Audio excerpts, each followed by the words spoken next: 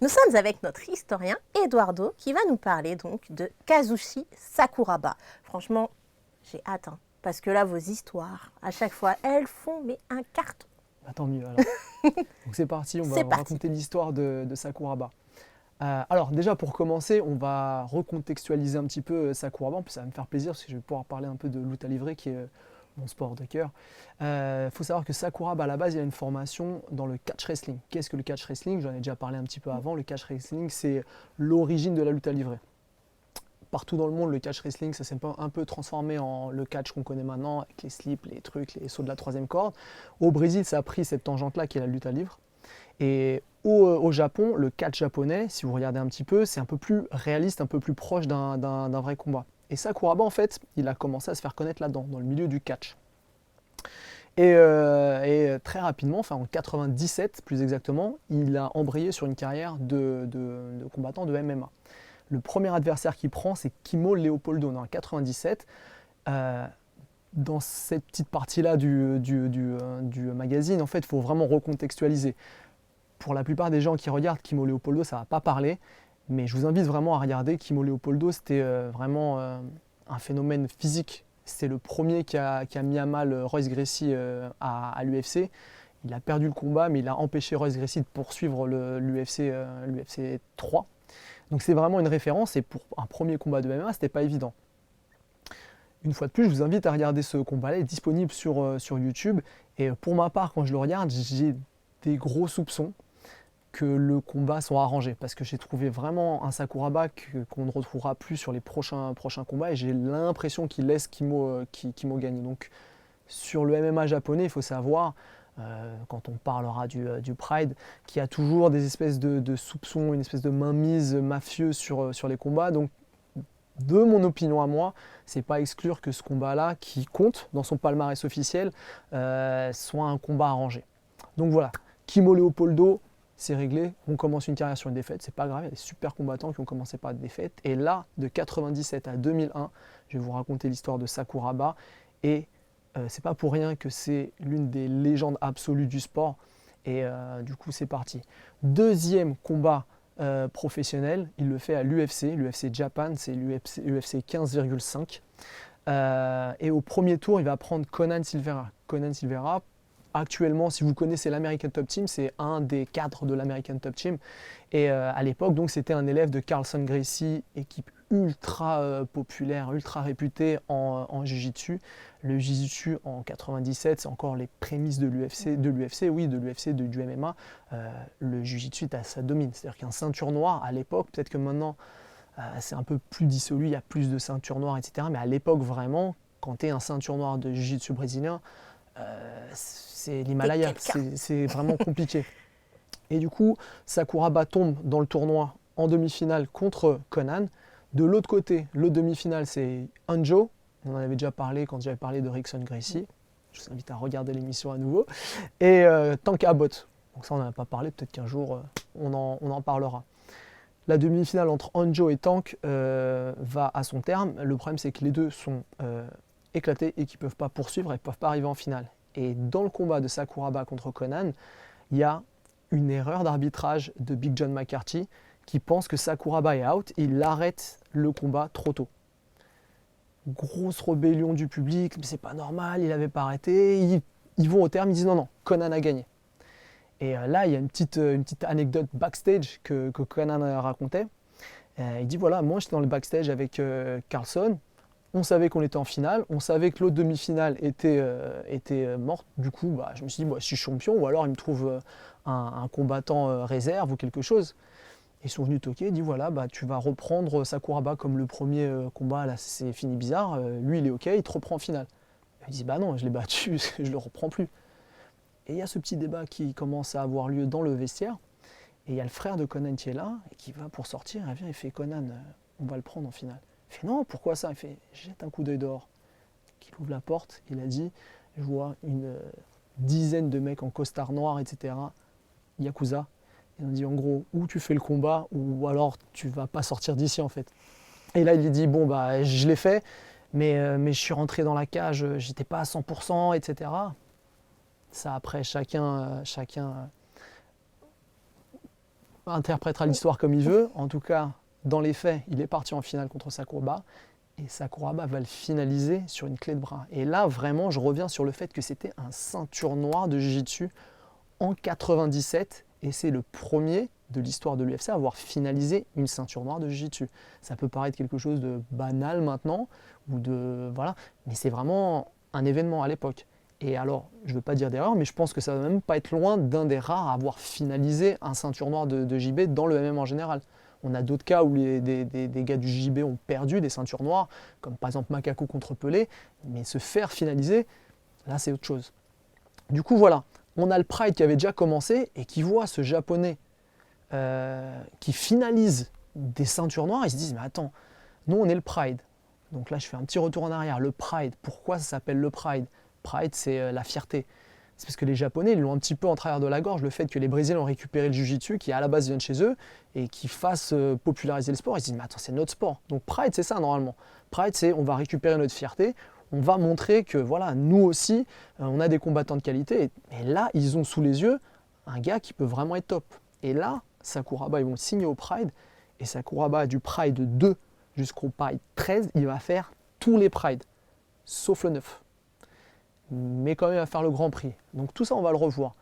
Premier Pride auquel il participe, c'est le Pride 2. Il affronte Vernon White. Rapidement, je vous explique, Vernon White fait partie de l'équipe de Ken Shamrock. Une star, c'est le Lion Den. Et c'est vraiment quelqu'un qui a un gros palmarès, c'est un client.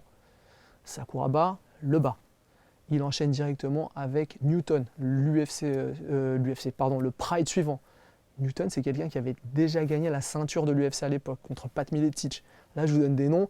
Prenez des notes, allez vérifier parce que c'est vraiment que c'est le haut du MMA de l'époque.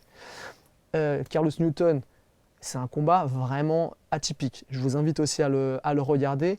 En fait, j'ai l'impression qu'il y a un accord de gentleman. Il se dit on va pas se taper dessus, on va régler ça en grappling. Et pour un combat de MMA, c'est vraiment du haut niveau en sol. Je suis vraiment un amant du sol, j'aime la lutte à livrer, je suis pratiquant. Et vraiment à voir, c'est beau. Il y a quelques frappes, pas énormes, mais c'est vraiment super technique. Et là, Sakuraba finalise Newton. Donc là, on est vraiment sur, selon moi, le japonais qui a porté le Pride sur ses épaules, qui a montré au peuple japonais, parce que le Pride, quasiment l'intégralité du business du Pride, c'est le Japon. Donc si vous n'avez pas une star japonaise, c'est compliqué de faire monter un tournoi au Japon.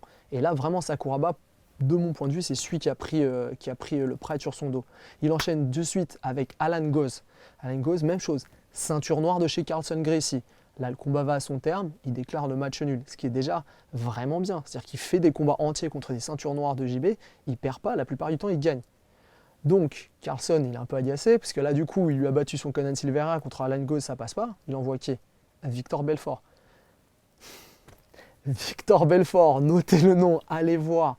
C'est un gars qui a traversé des générations. Il était là dans les tout premiers UFC, l'UFC 12, il a combattu jusqu'à pas très longtemps.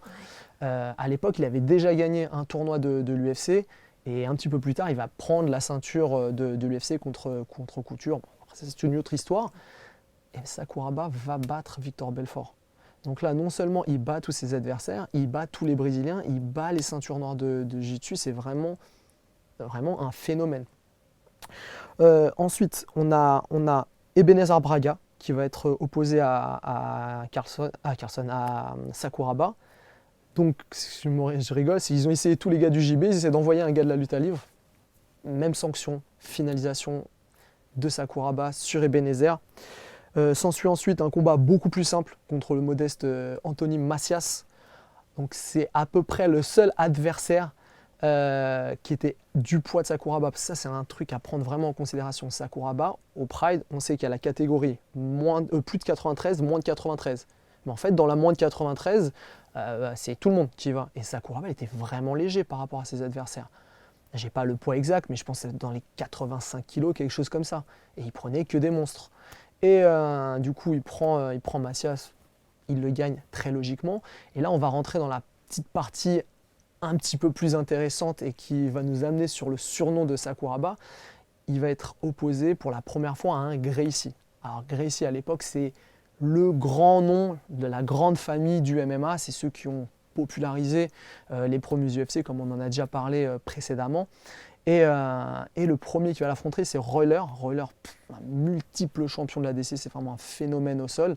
Il est effectivement plus léger que Sakuraba. Donc, comme d'habitude, les Gracie, en fait, en général, quand ils font des combats, ils mettent leurs règles en place.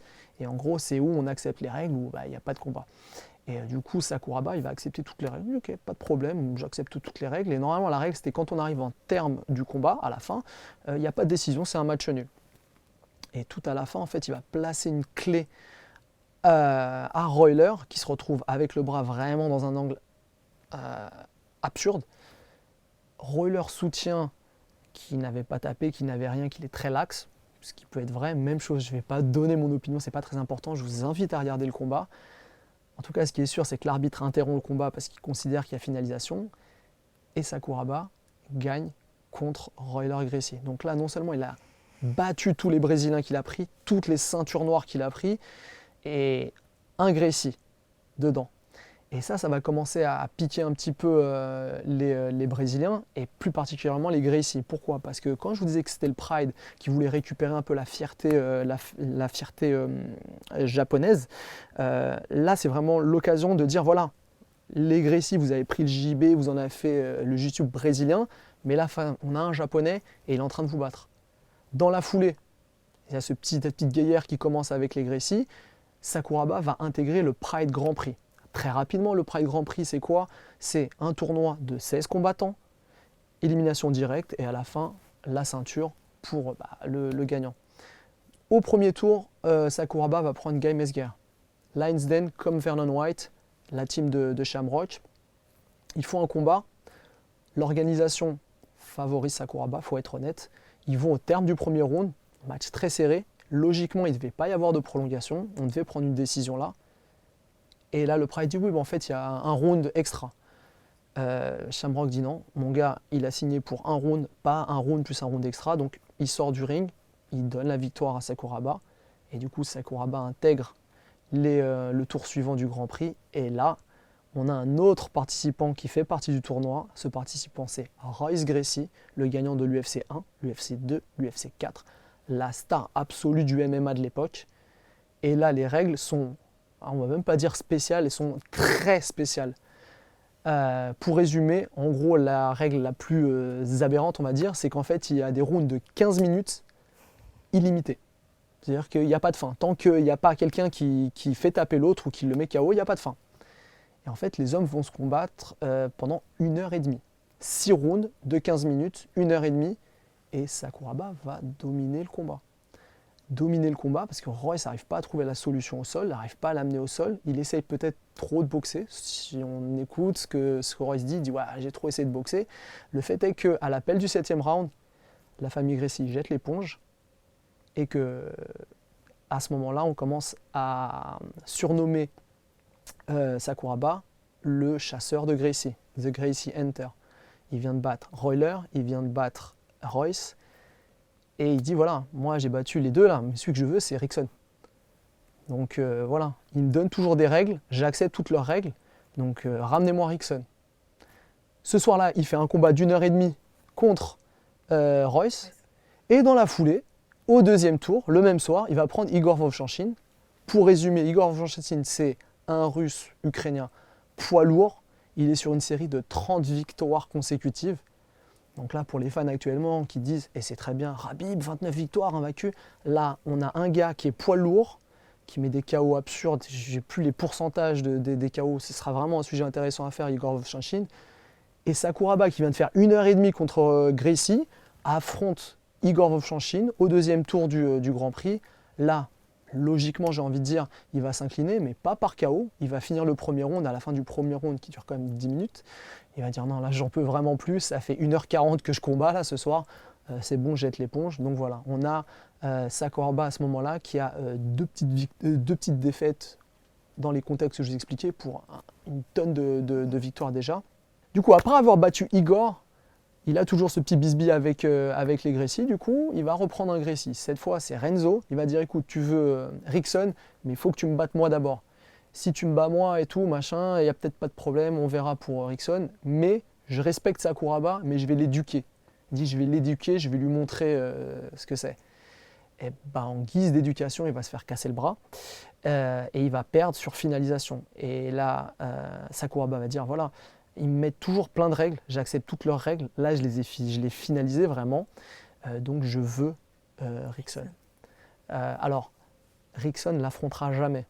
Donc, je vous le dis directement, vous faire monter la sauce et qu'après, il n'y a pas de combat, il ne va pas l'affronter. Entre-temps, il va prendre Shannon Rich, qui est franchement un combattant sans lui manquer de respect, parce que bien sûr, je ne veux absolument pas manquer de respect à qui que ce soit, mais beaucoup plus modeste que l'ensemble des adversaires que Sakuraba a eu. Il va le battre facilement sur une clé de cheville. Et là, en guise de dernier combat contre les Gracie, à la place de Rickson, il va prendre Ryan, qui est le bad boy de la famille Gracie. Même chose. Règle spéciale, un seul round, 10 minutes. Ryan dit qu'il est blessé à l'épaule, qu'il va quand même le faire pour l'honneur de la famille, etc. etc. Et bah, il va perdre.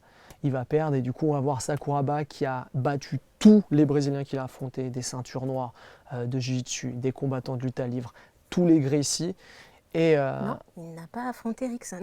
Et Rickson, voilà, Rickson. Après, ce que l'histoire dit, c'est qu'en fait, Rickson, à peu près à ce moment-là, il a perdu son fils et qu'il n'avait plus la tête à combattre, et c'est ça, ce qui peut être tout à fait compréhensible. Mais malheureusement, c'est un des combats fantasmés par les fans de l'époque qui n'a jamais eu lieu. Et c'est vraiment stressant de se dire, bah, ça aurait été vraiment un classique. C'était un pur moment. Du coup, là, on est sur Sakuraba, qui entre 97 et 2001 a enchaîné 12 victoires pour 2 petites défaites, en sachant le contexte des défaites, je vous ai expliqué. Donc c'est vraiment un phénomène. Il a fait tous les Prides, comme je vous ai dit, à part le Pride 9. Il va être opposé à un Brésilien qui répond au nom de Vanderlei Silva. Et là, ça va être, c'était le Pride, la vengeance des Japonais sur les Gracie. Et bien là, ça va être la vengeance du Brésil parce que Vanderlei Silva va annuler totalement Sakuraba. Et la parenthèse se referme sur l'histoire de Sakuraba, du moins les grandes années de Sakuraba, et ouvre, comme souvent en MMA, la parenthèse vraiment de Vanderlei Silva qui va débuter une carrière là, en sachant que, pour conclure, si Sakuraba avait fait 12 victoires pour 2 défaites lors de cette période-là, il va continuer à combattre encore 29 fois. Et là, par contre, son palmarès, ça sera 14 victoires pour 15 défaites. Alors, quelques petites anecdotes. Peut-être que cela va expliquer un peu les contre-performances de Sakuraba. Vanderlei Silva racontait, ou plutôt Rudimar Fredrigo, son entraîneur, racontait que dans les backstage, avant d'affronter Sakuraba, le président du Pride est venu toquer à leur porte avec le traducteur et ils lui disent en japonais, il traduit, il dit voilà, ce soir tu peux le tuer. Et après ils disent comment ça le tuer? Il fait ouais, tu peux tuer Sakuraba ce soir. Donc eux de la chutebox ils rigolent, ils font ah oui c'est... Et le président qui dit non, je te parle très sérieusement, tu peux le tuer. Donc ça laisse sous-entendre qu'il y avait, à mon avis, en backstage des petits conflits, etc. Et ça explique aussi le type d'adversaire que Sakuraba va prendre dans la foulée. Parce que, juste pour vous donner quelques noms, il va continuer à combattre, il va faire des combats contre Rampage Jackson, qui va se sacrer champion UFC un peu plus tard, Kevin Randleman, qui était déjà champion, il va les battre. Mais par contre, il y a des morceaux qui ne vont pas passer. Mirko Cro Cop contre Sakuraba. Le frère Nogueira, le frère de Minotauro, Rogerio Nogueira, qui va aussi l'affronter, contre qui il va s'incliner. Enfin voilà, il a une fin de carrière un peu plus compliquée, donc 14 défaites, 15 victoires, mais ça ne change en rien la légende qu'est Sakuraba.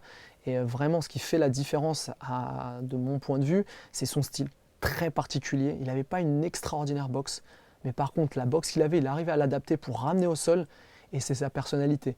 C'est vraiment pas le combattant comme vous êtes habitué à voir maintenant, un peu les trash talker, etc. C'était vraiment un personnage attachant. Il avait ramené un petit peu tout ce show du catch. Il rentrait toujours avec des masques, des grands déguisements, etc. Souvent, il ne se prenait pas trop au sérieux. Et il me semble que j'avais lu quelque chose qui était dit par Diabaté. Il me semble qu'il était parti s'entraîner là-bas au Japon. Et il allait justement dans la salle de Sakuraba et dire ouais, je vais voir Sakuraba et tout. Et si je me rappelle bien, si tu as l'occasion de l'inviter, il pourra dire si c'est bien lui. Il me semble bien que c'est lui qui avait dit ça. Il dit on le voit arriver sur sa petite mobilette, clope au bec, et petite sacoche avec des bières. On se dit, mais c'est quoi ça? Et c'était vraiment ça. C'était vraiment ça. Un gars qui venait, qui combattait pour le plaisir. Et voilà. Et c'était un personnage super attachant. Et je finirai sur ça. C'est un des rares qui est Hall of Fame de l'UFC, en ayant fait à peine 2 combats au final à l'UFC, en sachant qu'il y en a un qui est une défaite. Mais c'est tellement une légende du sport qu'ils l'ont mis Hall of Fame. Donc voilà, j'espère que tu as apprécié. Est-ce que je peux juste rajouter un truc? Bien sûr. Si jamais vous voulez le rajouter, j'ai fait une petite vidéo sur Sakuraba Bien qui sûr. reprend tous ses combats. Si vous voulez la mettre en ajoutera commentaire, le comme ça lien. vous pourrez voir directement tous les combats dont je vous parle. Je l'ai vu cette vidéo. On ajoutera. Merci beaucoup, Eh ben, Eduardo. merci à toi. C'est toujours un plaisir. Hein. À chaque fois, on a l'impression qu'il a été carrément dans les backstage et tout, prendre les infos, etc. Non, mais c'est incroyable, hein, ça, quand même. Hein. Pas tant mieux. Bon, je réfléchis pour le prochain sujet. D'accord. Merci, en tout De cas. rien.